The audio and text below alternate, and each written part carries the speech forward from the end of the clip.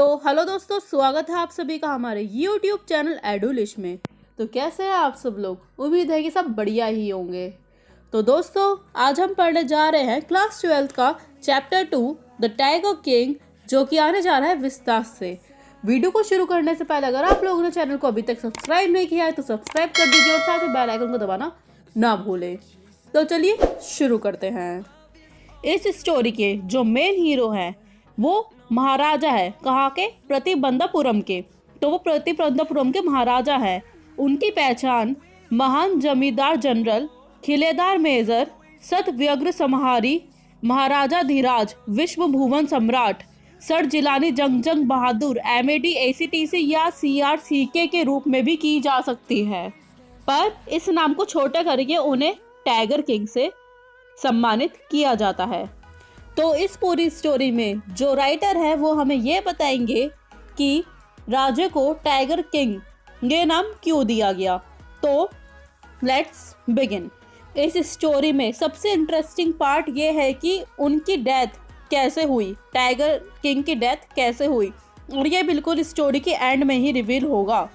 तो जब tiger king का जन्म हुआ तब एक एस्ट्रोलॉजर मतलब ज्योतिष ने उनके बारे में भविष्यवाणी की, ज्योतिषी की, कि ये बच्चा बड़ा होकर वॉरियर ऑफ वॉरियर्स मतलब योद्धाओं का योद्धा बनेगा, hero of heroes, champion of champions मतलब कि नायकों का नायक, चैंपियंस का चैंपियन बनेगा।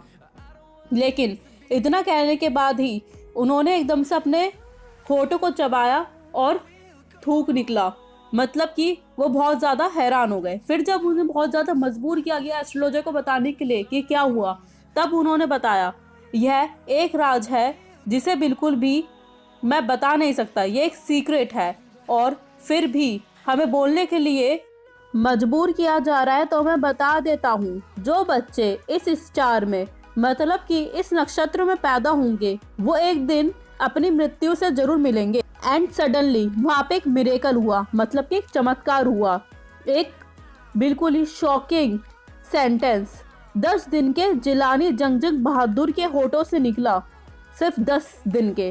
ओ बुद्धिमान भविष्य वक्ताओं मतलब कि ओ वाइस प्रोफेट्स, सब वहाँ पे जितने भी लोग थे सब एकदम हैरान हो जाते हैं, शॉक हो जाते हैं।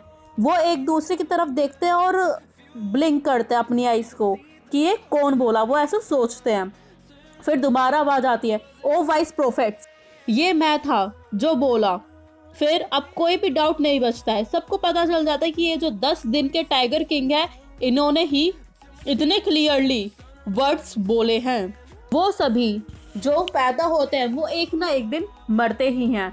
तो इसके लिए हमें आपकी प्रिडिक्शंस की, भविष्यवाणी की ज़रूरत नहीं है, लेकिन हाँ अगर आप मरने का ढंग बता दो कि मैं कैसे मरूंगा तो अलग चीज़ है। ये उस 10 दिन के बेबी ने कहा।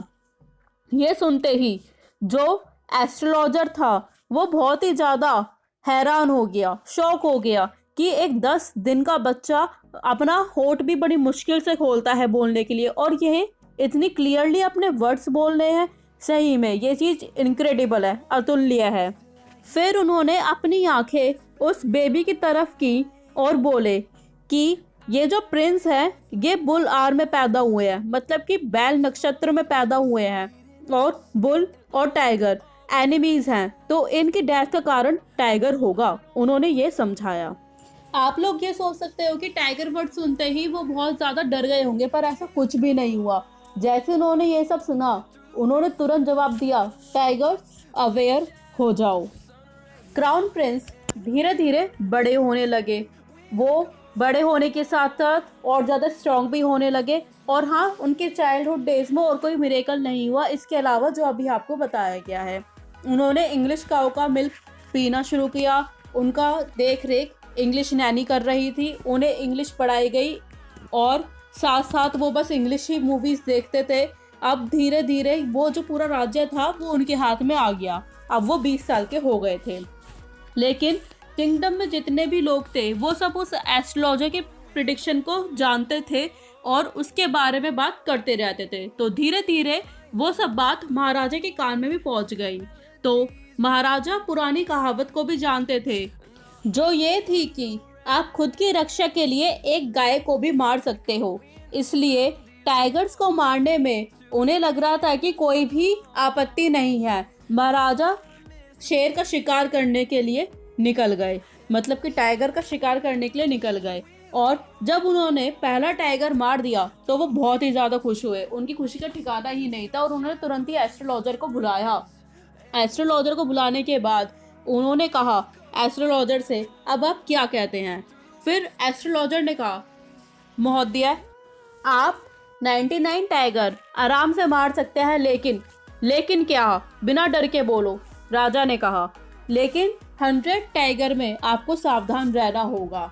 राजा कहते हैं, अगर मैंने 100 टाइगर भी आराम से मार दिया तो एस्ट्रोलॉजर कहता है, तब मैं अपनी एस्ट्रोलॉजी छोड़ दूंगा, अपनी सारी किताबें फाड़ दूंगा, उनमें आग लगा दूंगा और मैं अपनी चोटी भी काट लूंगा, अपने बाल छोटे करवा लूंगा और एक बीमा एजेंट बन जाऊंगा। फिर बस उसी दिन से प्रतिबंधपुरम में किसी को भी टाइगर हंटिंग करने पे बैन लग गया। अब कोई भी टाइगर हंटिंग नहीं कर सकता था, सिर्फ महाराजा कर सकते थे। और जो भी टाइगर हंटिंग करेगा उसकी सारी धन दौलत संपत्ति सब जब्त कर ली जाएगी। महाराजा ने शपथ ली थी, ओथ ली थी कि अब वो राज्य का जो भी काम होगा वो 100 टाइगर मारने के बाद ही देखेंगे। अब उनका पहला मोटिव जो था वो यही था कि वो 100 टाइगर मार दे। ऐसा नहीं था कि हाँ उन्होंने जितने भी टाइगर मारे उनके पास कोई भी खतरा नहीं आया। काफ़ी बार ऐसा हुआ कि वो टाइगर उन्हें खाने के लिए आया, लेकिन हर बार जीत उनकी ही हुई। और सबसे ज़्यादा डर बीच में ये भी हो गया था कि उन्हें अपना राज्य छोड़ना पड़ जाता, उनका राज्य खतरे में आ गया था, क्योंकि एक हाई रैंकिंग ब्रिटिश ऑफिसर उनके राज्य में आए और उन्होंने उनसे कहा कि वो टाइगर हंट करना चाहते हैं, लेकिन राजा ने इसकी इजाज़त नहीं दी क्योंकि वो सारे टाइगर खुद ही मारना चाहते थे। फिर उन्होंने जो उनका सेक्रेटरी था उसके हाथों संदेश भिजवाया दीवान के थ्रू कि जो है वो टाइगर को खुद नहीं मारना चाहते, चाहे उसे महाराजा ही मार दे, बस वो उसे के साथ फोटो खिंचवाना चाहता है, वो हाथ में गन लेके टाइगर के साथ। पर किंग ने इसकी भी परमिशन नहीं दी क्योंकि उन्हें ये था कि इस बार अगर मैंने इनकी बात मान ली तो हो सकता है कि फिर और ब्रिटिश ऑफिसर्स भी टाइगर हंट के लिए आ जाएं, तो उन्होंने मना कर दिया। अब उनका राज्य जाने की नौबत आ गई थी क्योंकि उन्होंने ब्रिटिश ऑफिसर की इच्छा पूरी नहीं की थी। अब उन्होंने दीवान के साथ बैठ के सोचा कि अब क्या करना चाहिए। तो दीवान और उनके दिमाग में आइडिया आया कि कलकत्ता के ब्रिटिश कंपनी, जो कि ज्वेलरी की सबसे अच्छी ब्रिटिश कंपनी है, उनसे ज्वेलरी मंगाई जाए। तो उन्होंने वहाँ पे सीधा मेल भेजा कि एक्सपेंसिव डायमंड रिंग्स के सैंपल्स भेजे जाएं।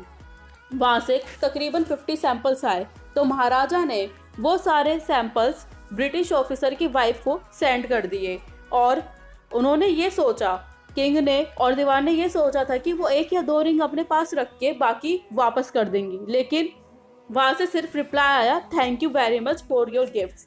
मतलब कि उन्होंने सारी 50 की 50 रिंग्स रख ली। 2 दिन बाद ब्रिटिश कंपनी से, ज्वेलरी कंपनी से 3 लाख का बिल आया, लेकिन महाराजा खुश थे कि भले ही 3 लाख रुपए खो दिए लेकिन हमारा पूरा राज्य बच गया। महाराजा बिल्कुल सक्सेसफुली टाइगर हंटिंग कर रहे थे। उन्होंने 10 साल में 70 टाइगर्स मार दिए थे। अब प्रतिबंधपुरम के सारे टाइगर्स खत्म हो गए थे, अब कोई भी टाइगर वहाँ नहीं बचा था और उन्हें 100 टाइगर मारने थे। तो उन्होंने दीवान को बुलाया और उससे कहा कि मैं सोच रहा हूँ कि अब शादी कर लूँ, तो तुम एक काम करो, जितने भी राज्य हैं उन सब की एक लिस्ट बनाओ और उनमें टाइगर्स की काउंटिंग लिखो। जिस भी राज्य में ज़्यादा टाइगर्स होंगे मैं वहीं की प्रिंसेस से शादी कर लूँगा। तो दीवान ने यही किया और फाइनली उसने शादी कर ली। तो राजा की यहाँ शादी हो गई। फिर क्या था, वो जब भी अपने फादर इन लॉ के राज्य में जाते थे तभी वहाँ पे 5-6 टाइगर्स को मार आते थे। इसी तरह उन्होंने 99 टाइगर्स मार दिए थे और इन सभी 99 टाइगर्स की स्किन उनके रिसेप्शन हॉल में उन्होंने टांग रखी थी। अब क्या था, उनके फादर इन लॉ के किंगडम में भी सारे टाइगर ख़त्म हो गए थे। अब वो बहुत ही ज़्यादा दुखी हो गए। उनका ये दुख तब दूर हुआ जब उन्हें पता चला कि हिल साइड के एक विलेज में शीप, मतलब कि भेड़ अपने आप ही गायब हो रहे हैं। तो कोई भी शीप अपने आप ही गायब हो नहीं सकती, इसका मतलब कोई टाइगर है जो उन्हें खा रहा है। तो जैसे उन्हें ये चीज़ पता चली तभी उन्होंने उस विलेज के 3 साल के टैक्स माफ़ कर दिए, मतलब कि 3 इयर्स के टैक्स माफ़ कर दिए। तो टाइगर किंग तुरंत ही वहाँ गए और उस टाइगर के हंट करने के लिए विलेज में पहुँचे, लेकिन उन्हें कोई भी टाइगर वहाँ नहीं दिखा। उन्होंने ये ऐलान कर दिया कि वो ये जंगल तब तक नहीं छोड़ेंगे तब तक वो टाइगर का हंट नहीं कर लेते, लेकिन उन्हें कोई भी टाइगर नहीं मिला। उनका गुस्सा बहुत ही ज़्यादा बढ़ता गया और उन्होंने गुस्से में दीवान को ऑर्डर दिया कि जो है इस विलेज का टैक्स दुगना कर दो। दीवान को लगा कि अगर राजा का गुस्सा ऐसे ही बढ़ता गया तो बहुत ही ज़्यादा मुश्किल हो जाएगी। उन्होंने सोचा जो एक टाइगर दीवान मद्रास पीपल पार्क से लाए थे, उन्होंने उसे अपने घर में दुबका के रख रखा था, अब वही टाइगर उन्हें राजा को हंटिंग के लिए देना होगा।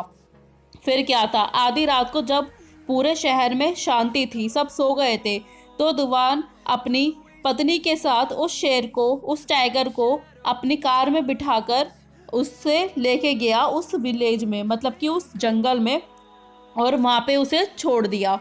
टाइगर बाहर आने के लिए मना कर रहा था कार में से, लेकिन दीवान ने बड़ी मुश्किल से उसे कार के बाहर धक्का दे दिया, ग्राउंड पे ही पुश कर दिया। फिर क्या था, अगले दिन वो टाइगर महाराजा की आंखों के सामने आ गया। महाराजा बहुत ही ज़्यादा खुश हो गए। उन्होंने अपना निशाना साधा, उन्होंने अपना हंट किया और वहाँ पर टाइगर गिर गया। उन्होंने बहुत ज़्यादा खुशी से कहा कि मैंने 100 टाइगर को मार दिया। वो बहुत ही ज़्यादा खुश हो गए और उन्होंने कहा इसे खुशी खुशी हमारे राज्य में लाया जाए। तब जब महाराजा वहाँ से निकल गए तब हंटर वहाँ पास गया और उन्होंने जाके देखा कि जो है वो टाइगर मरा नहीं था, वो गोली उसके पास से निकल गई, उसे छुई नहीं, वो बस डर के मारे बेहोश हो गया। उन्होंने सोचा कि अब हम ये सब राजा को नहीं बताएंगे, और उनमें से एक हंटर ने थोड़ी सी डिस्टेंस पे ही उस टाइगर को शॉट कर दिया और वो टाइगर अब मर गया। फिर वो टाइगर को वापस लेके गए राज्य में, उस डेड टाइगर को, और उसे बरी कर दिया। टाइगर ने एस्ट्रोलॉजर को वापस बुलाकर उसकी एस्ट्रोलॉजी का मजाक उड़ाने का सोचा, लेकिन वो एस्ट्रोलॉजर ऑलरेडी मर चुका था। कुछ दिन बाद महाराजा के बेटे का 3rd बर्थडे था, जो कि वो सेलिब्रेट करना चाह रहे थे। महाराजा इससे पहले अपनी फैमिली को पूरा टाइम नहीं दे पा रहे थे क्योंकि वो टाइगर हंटिंग में बिजी थे। तो उन्होंने सोचा कि वो अपने सन को कोई स्पेशल गिफ्ट दे उसकी बर्थडे पे। तो वो शॉपिंग सेंटर गए, वहाँ जाके उन्होंने शॉप में ढूंढा पर उन्हें कोई भी अच्छा गिफ्ट नहीं लगा। सडनली उन्हें एक वुडन टाइगर दिखा, तो उन्हें वो बहुत ज़्यादा अच्छा लगा और उन्होंने सोचा ये उसके लिए परफेक्ट गिफ्ट रहेगा। वुडन टाइगर की कॉस्ट बस 2 आना और 1/4 हिस्सा लगी थी, लेकिन शॉपकीपर ने सोचा अगर वो महाराजा को इतने कम पैसे बताएगा तो कहीं वो उसे पनिश ना कर दे।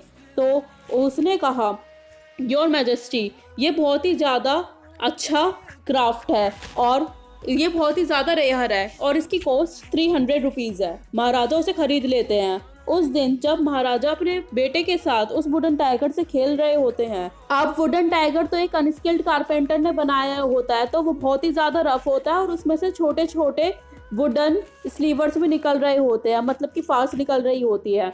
तो उनमें से एक फास्ट महाराजा के राइट हैंड में चुभ जाती है, तो महाराजा उसे अपने लेफ्ट हैंड से निकाल देते हैं और उन्होंने फिर से अपने सन के साथ खेलना शुरू कर दिया। फिर अगले दिन जहाँ पे वो उनके फास्ट चुभी थी वहाँ पे इन्फेक्शन हो गया और 4 दिन बाद वो इन्फेक्शन उनके पूरे राइट हैंड में फैल गया। फिर उन्होंने मद्रास से 3 सर्जन्स को उसके इलाज के लिए बुलाया, पर जब उन्होंने उनका ऑपरेशन किया तो वो मर गए। तो इस तरह से 100 टाइगर ने अपना बदला ले लिया। तो दोस्तों, इस कहानी से हमें ये कंक्लूजन मिलता है कि आप चाहे कितने भी पावरफुल हो पर आप अपनी मौत को या फिर अपनी किस्मत को नहीं हरा सकते।